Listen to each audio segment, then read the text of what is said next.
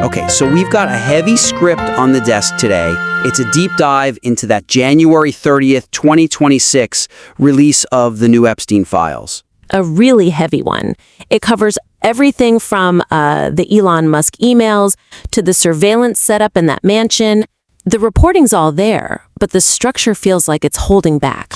It really is. I felt that right in the beginning. There's this big 2026 news hook, but then it immediately rewinds the clock 45 years. To Les Wexner in 1980.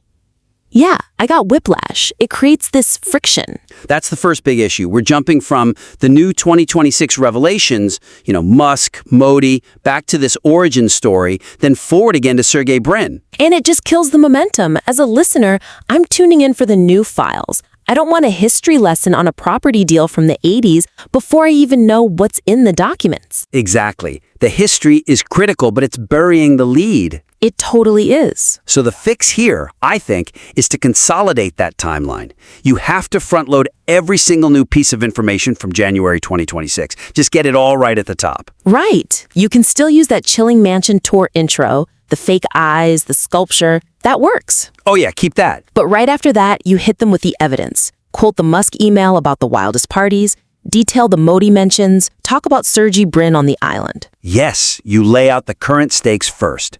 Once the audience is thinking, how on earth did this guy get access to these people? That's when you pivot. Then you bring in Les Wexner and the mansion transfer as the answer to that very question. And that timeline confusion actually, it bleeds right into the next problem, which is how the names are presented. The laundry list. The laundry list.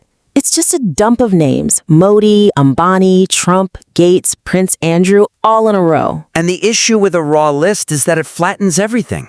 It makes a third-party mention seem the same as an actual physical visit or a sexual assault allegation. Which it's not. It dilutes the argument. The whole point is about a system of corruption, and that gets lost in the noise. We need to be more precise. So you categorize them? You have to. Group them by their role in this whole ecosystem. Sort of like financial enablers versus political shields. Precisely. You put Wexner, Gates, Musk together. They're the money, the tech, the legitimacy. And then you contrast that group with the political cover. The Trumps, the Clintons, the new Indian political names. That makes the argument so much clearer. It shows how he was trading money for protection and vice versa. It's not just that he knew famous people. Exactly. Now that brings us to the blackmail infrastructure.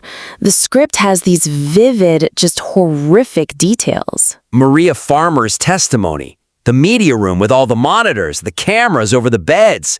It's the most powerful part of the script. It is. But it's structurally isolated from the people it was meant to control. It's sitting on an island, no pun intended. Right. You hear about the cameras in one part, and then 5 minutes later you're hearing about Prince Andrew.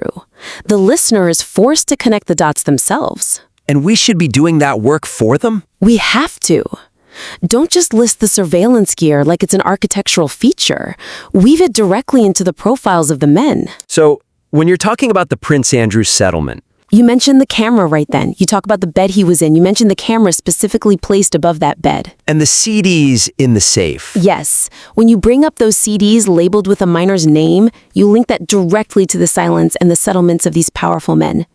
You show the listener why they might have been so compromised. It makes the blackmail thesis completely concrete, undeniable. It does. Okay, so to recap, group all the 2026 revelations right at the top before you get into any history. Yep. Then, categorize the powerful names by function to show the system at work. And finally, integrate the surveillance evidence directly into the specific profiles it applies to. And it stops being a list of shocking facts. It becomes a coherent story about how power actually protects itself. We would love to see how you implement these changes. Please send the revised draft back our way for another look. Good luck!